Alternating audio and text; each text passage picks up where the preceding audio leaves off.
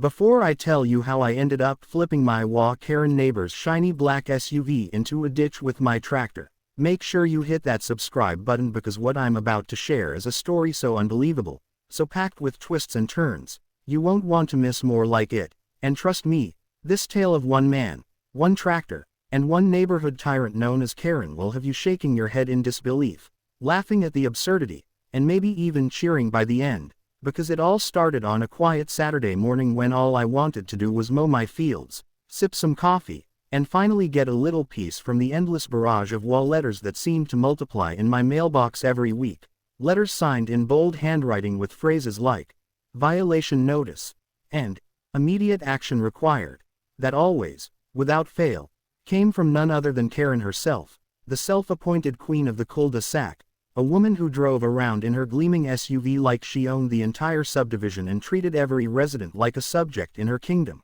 And I had tolerated her nonsense for months, biting my tongue when she fined me for leaving my tractor parked near the barn, rolling my eyes when she told me my grass was half an inch too tall, and even laughing it off when she demanded I paint my shed a community-approved beige, instead of the red I liked. But the moment she decided to block my driveway with her SUV, cutting me off from getting my tractor out for the day, that was the exact moment she pushed me too far, because there are lines you don't cross, and taking away a man's ability to work his land is one of them. So when I saw that hulking SUV parked diagonally across my gravel drive, hazard lights flashing like it was some kind of royal decree, and Karen standing there with her arms crossed, smug smile on her face, yelling across the fence that this is community property and tractors don't belong here, I felt the anger rising in me like a storm ready to break. But instead of exploding right then and there, I calmly walked over, tipped my hat, and asked her politely to move her car,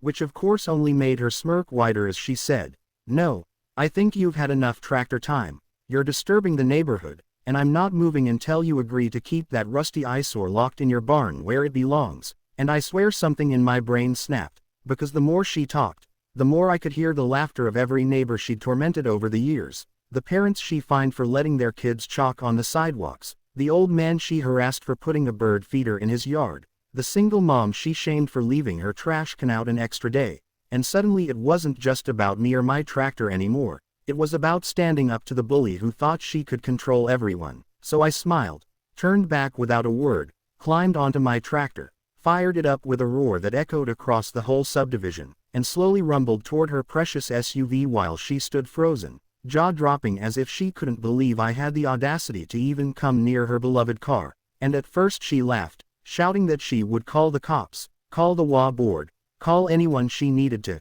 take care of this. But then her laughter turned to shrieks as I lowered the tractor's bucket, slid it under the front bumper with a satisfying metallic crunch, and with one smooth motion lifted that SUV off the ground, its wheels spinning helplessly in the air as Karen screamed like a banshee, neighbors pouring out of their houses with phones out, recording every second of what was quickly becoming the greatest neighborhood showdown of all time. And I didn't stop there. No, I drove forward slowly, tractor straining just enough for dramatic effect, until I reached the edge of the ditch that ran along my property line, paused for one long, glorious second while everyone held their breath, and then tipped the bucket, letting gravity do the rest as the SUV tumbled down with a crash, landing in a perfect heap at the bottom of the ditch while Karen fell to her knees in horror, shrieking, "My baby! My car! How dare you!" And I just sat there on the tractor, calm as ever, and said loud enough for every single person to hear, "Next time, don't block my driveway." And the crowd erupted in laughter, cheers, even applause, because for once someone had put Karen in her place. But of course the story didn't end there, because within minutes the flashing lights of a police cruiser appeared at the end of the street, sirens blaring, and Karen, mascara streaking down her face, ran toward them sobbing hysterically, pointing at me and screaming that I had attempted vehicular homicide on her SUV, which, as ridiculous as it sounded, she really seemed to believe. But when the officer stepped out and surveyed the scene, taking in the tractor, the ditch, the furious Karen, and the dozens of neighbors who had recorded the entire thing on their phones, he didn't slap cuffs on me. Instead, he asked calmly, "Ma'am, was your vehicle blocking this man's driveway?" To which Karen stuttered and stammered before admitting yes, and then, to her utter humiliation, the officer turned to me and said, "Sir, While I can't condone flipping a vehicle, I can understand your frustration, so I'll be writing her a ticket for obstruction and unlawful parking, and you're free to go." And the cheer that went up from the neighbors at that moment could have been heard miles away, Karen shrieking even louder as the officer handed her a pink slip. And I thought it was all over then. But no, Karen wasn't the kind to accept defeat quietly, because over the next week she waged war against me, filing complaint after complaint with the HOA, demanding that I pay for the emotional damage to her and the irreversible trauma her SUV suffered, staging little protests on the sidewalk with signs that said, "No more tractors," even going so far as to stand in front of my mailbox screaming at passing cars that I was a menace to the neighborhood. And though the HOA board tried to back her, the problem was every single one of my neighbors was now firmly on my side,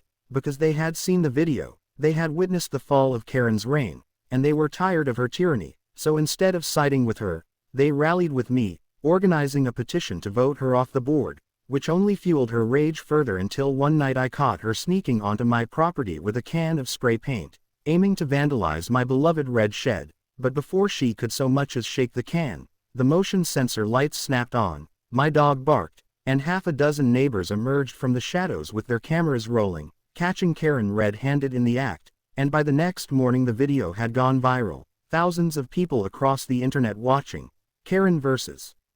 Tractor Guy, and leaving comments calling me a hero, memes popping up of her SUV in the ditch, and suddenly it wasn't just a neighborhood feud anymore, it was a worldwide symbol of standing up to bullies. And though she tried everything to salvage her reputation, even crying on local TV about how she was the victim of tractor terrorism, the truth was too strong, the evidence too clear, and eventually she resigned from the HOA entirely, selling her house and disappearing into the night while I kept my tractor, my driveway, and my dignity. And now every time I fire up that machine I can't help but smile, remembering the day I finally flipped the script on